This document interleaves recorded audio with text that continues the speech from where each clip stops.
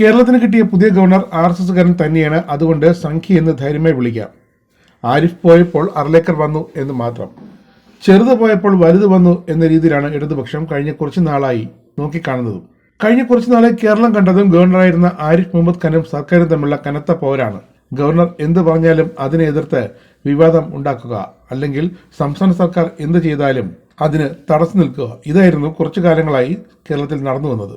ഗവർണറുടെ പ്രവൃത്തികൾക്ക് പിന്നാലെ നടന്ന് വിമർശിച്ചു അങ്ങനെ ഇടതുപക്ഷം. അതായിരുന്നു സർക്കാരിന്റെ രീതി. ഒടുവിൽ സർക്കാരിന്റെ പ്രതികാരവും ഗവർണറുടെ യാത്രയയപ്പിൽ വരെ കേരളം കണ്ടു.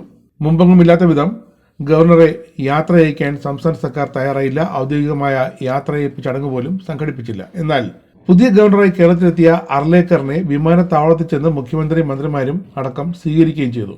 കേന്ദ്രത്തെയും ഗവർണറെയും അങ്ങേറ്റം അപമാനിക്കുന്ന നിലപാടായിരുന്നു പിണറായി സർക്കാർ ആരിഫ് മുഹമ്മദ് ഖാൻ വിട പറഞ്ഞപ്പോൾ കാണിച്ചത് എന്നാണ് ഇപ്പോൾ ഉയരുന്ന ആരോപണം. ഗവർണർക്ക് യാത്രയയപ്പ് നൽകാതെ തികച്ചും അദ്ദേഹത്തെ അവഗണിക്കുന്ന രീതിയായിരുന്നു എന്ന് BJP ആരോപിക്കുന്നു.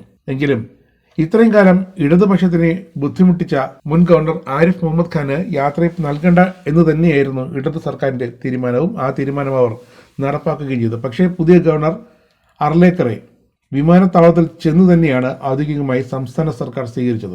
സംസ്ഥാനവുമായുള്ള പോരുകൊണ്ട് പൊറുതിമുട്ടിയപ്പോഴാണ് കേരള ഗവർണർ ആരിഫ് മുഹമ്മദ് ഖാനെ ബീഹാർ ഗവർണറാക്കി രാഷ്ട്രപതി ഉത്തരവിറക്കിയത്. രാജേന്ദ്ര വിശ്വനാഥ അർലേക്കർ അങ്ങനെ കേരളത്തിന്റെ പുതിയ ഗവർണറായി. BJP കേന്ദ്ര നേതൃത്വവുമായി അടുത്ത ബന്ധമുള്ള അർലേക്കർ നരേന്ദ്രമോദിയുടെയും അമിത്ഷായുടെയും വിശ്വസ്തനെന്നാണ് വൈപ്പ്. എന്നും വിവാദ പ്രസ്ഥാനങ്ങൾ നടത്തി പേരെടുത്ത വ്യക്തി കൂടിയാണ് അർലേക്കർ. ബ്രിട്ടീഷുകാർ ഇന്ത്യ വിട്ടത് സത്യാഗ്രഹ സമരം നടത്തിയതുകൊണ്ടല്ല, ജനങ്ങൾ ആയുധമെടുത്തത് കൊണ്ടാണെന്നായിരുന്നു അർലേക്കറുടെ വിവാദമായ ഏറ്റവും ഒടുവിലത്തെ പ്രസ്താവന. ബ്രിട്ടീഷ് പാർലമെന്റ് അംഗങ്ങൾ തന്നെ ഇത് വ്യക്തമാക്കിയിട്ടുണ്ടെന്നും അർലേക്കർ പറയുന്നു. ഇതിനു മുമ്പ് അർലേക്കർ മാധ്യമങ്ങളിൽ ശ്രദ്ധയായത് JNU വിദ്യാർത്ഥി നേതാവായിരുന്ന കനയ്യകുമാറുമായി ബന്ധപ്പെട്ട സംഭവങ്ങളിൽ പ്രതികരിച്ചാണ്. അഭിപ്രായ സ്വാതന്ത്ര്യത്തിന്റെ പേരിൽ എന്തും പറയാൻ ആർക്കുമാകില്ല എന്ന പരാമർശമാണ് അർലേക്കർ അന്ന് നടത്തിയത്.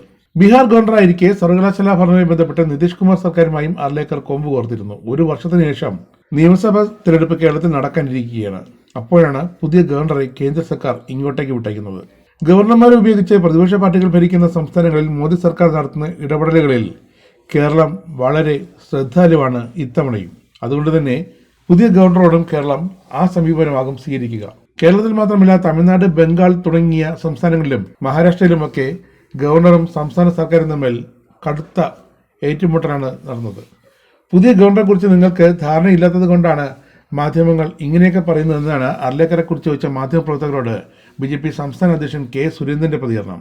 കാരണം ഗോവ സ്വദേശിയായ അർലേക്കർ RSSലൂടെ BJPയിലേക്ക് വന്ന നേതാവാണ്. ദീർഘകാലം RSS പ്രചാരകയായിരുന്നു. 1989 മാത്രമാണ് RSSൽ നിന്നും BJP അംഗത്വം എടുത്തത് Arlekar. Goa BJP general secretary, Goa വ്യവസായ വികസന കോർപ്പറേഷൻ ചെയർമാൻ, ഗോവ പട്ടികജാതി പിന്നോക്ക വിഭാഗ സാമ്പത്തിക വികസന corporation chairman, BJP south Goa president തുടങ്ങിയ പദവികളും വഹിച്ചിട്ടുണ്ട്. 2002 ഗോവ നിയമസഭാംഗമായി. 2014 മനോഹർ പരീക്കർ കേന്ദ്ര പ്രതിരോധ മന്ത്രിയായപ്പോൾ അർലേക്കറുടെ പേര് ഗോവ മുഖ്യമന്ത്രി സ്ഥാനത്തേക്ക് വരെ കേട്ടിരുന്നു. 2021 ജൂലൈയിലാണ് ഹിമാചൽ പ്രദേശ് ഗവർണറായതും 2021 ഫെബ്രുവരിയിൽ ബീഹാർ ഗവർണറെ നിയമിക്കപ്പെട്ടു. അങ്ങനെ അർലേക്കർ വരുന്നത് മൂന്നാമതൊരു സംസ്ഥാനത്തിന്റെ ഗവർണറായിട്ടാണ്. അതുകൊണ്ട് തന്നെ ഇടത് സർക്കാർ വളരെ കരുതലോടെയാണ് അർലേക്കറുമായുള്ള ഇടപെടലുകൾ നടത്തുന്നത്.